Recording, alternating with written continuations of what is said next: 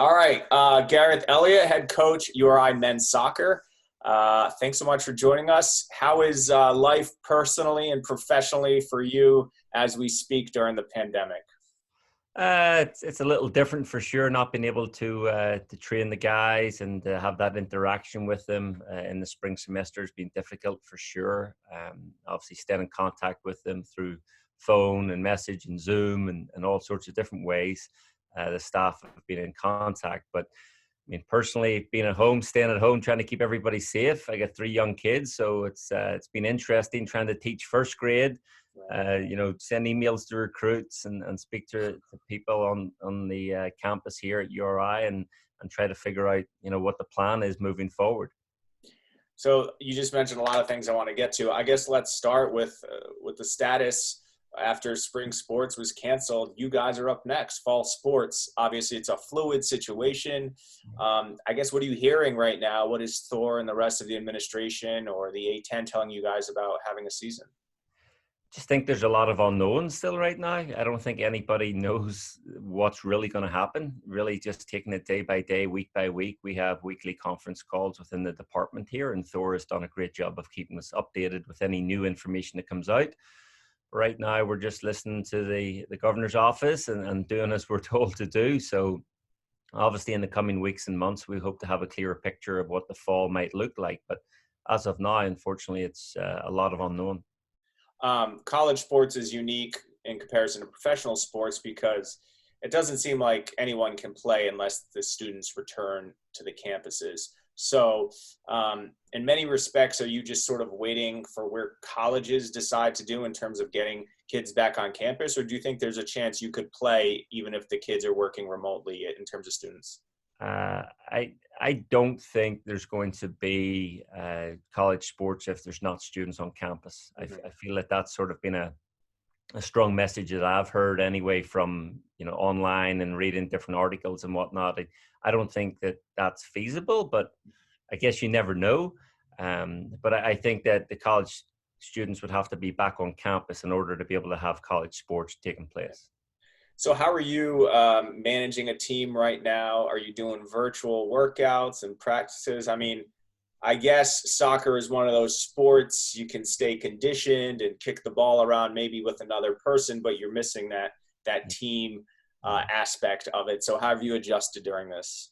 I mean, really, the focus for us, quite honestly, Yanni, is for them to make sure, first and foremost, that they're safe and healthy and their families are safe and healthy. On top of that is that they're looking after and have no issues with the online learning, because that can be a challenge with that transition. It's obviously not the same. You don't have that face-to-face interaction. But, in terms of working out, we really haven't mandated anything for our players. Obviously, everybody's in a unique situation in regards to what resources they have, where they are. We're really more trying to suggest, like the government is, to try to stay home and stay safe, stay healthy. And then once we get through it, we'll worry about the conditioning, getting back to the game shape and game sharp. And as you say, it's a team sport. So it's very hard, trying to work as a part of a team when you're working virtually. So everybody's still committed and they're still staying positive with things, but certainly a challenging situation as far as training goes. And you have some international players, those who aren't from the States. Are they still on campus? Are they back home? How has that worked? I believe all of our internationals are home, maybe with the exception of one. I think one of them was living in a beach house in Narragansett, and maybe he said, better live in a beach house in Narragansett than head back to Germany for the summer.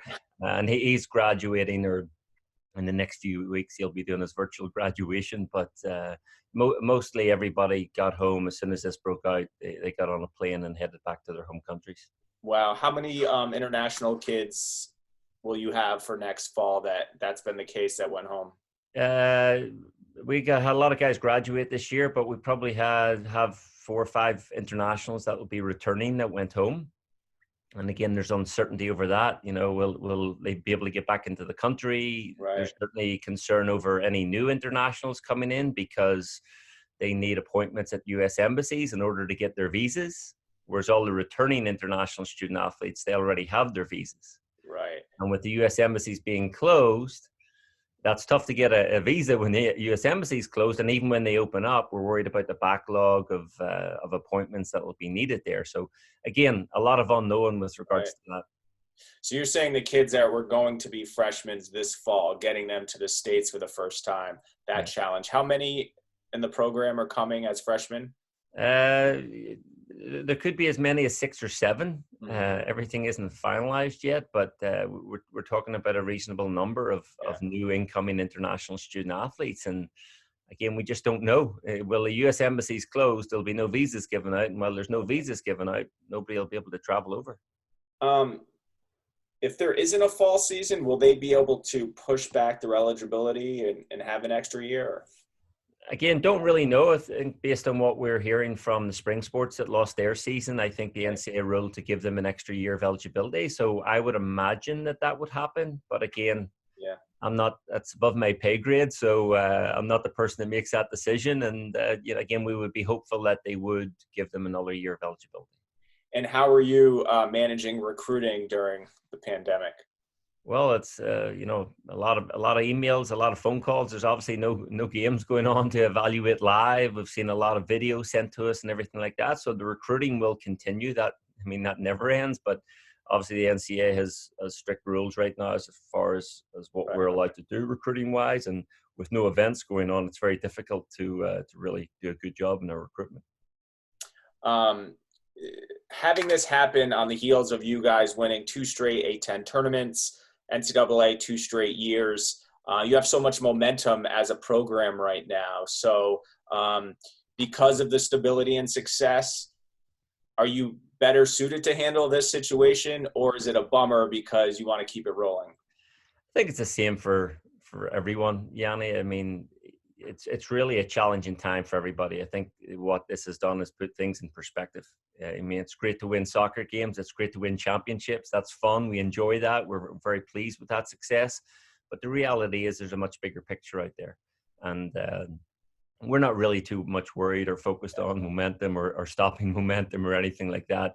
We're going to do the best possible thing that we can do. We're going to have as much success as we can, given the environment that we'll be coming back to whenever we return. That will always remain the same. But right now, the focus is really trying to stay safe and healthy and trying to get back to this new normal as soon as possible. Are you able to reflect on that special season from this last fall and the last 2 years specifically and what you have accomplished? Yeah, again, I always believe you can accomplish more. So it's there's always the self-evaluation starts there, where we can always potentially do better. But it really just gives you that time. Again, spend a lot of time with family right now and sitting back and reflecting and enjoying that time. I mean, who knows in the future when we'll get to spend so much time with our loved ones and our families. So it has been a great time of reflection for sure. And again, we're very pleased and honored to be a part of the program here at URI and be a part of the success. But again, we just want to get through and hope everybody stays safe and healthy, and then we can get back on the pitch, whenever that time is. I want to ask you about the state of college soccer because you and I have been messaging about Cincinnati dropping their program. Do you anticipate other schools dropping programs? Well, I think the NCAA are discussing that. I don't know if a decision has been made yet. I know there was talks of some waivers being written or something of that nature with regards to the number of sports you need to carry. It sounded like the latest I'd heard was that they were not going to give any waivers, that they valued all the student athletes. I think that would be good for most of our Olympic sports, which again, we're obviously going to be a question about budgets in this time frame. So, I mean, I think there's always going to be a concern for some of the Olympic sports as to, okay, well, where are the budget cuts coming and where does that put us? University of Cincinnati, obviously a few weeks ago, as we talked about, they cut their soccer program, and I talked to Thor, and hopefully we can get back out on the pitches soon, and we won't be in that situation. But I mean, the reality is there's no guarantees for anybody.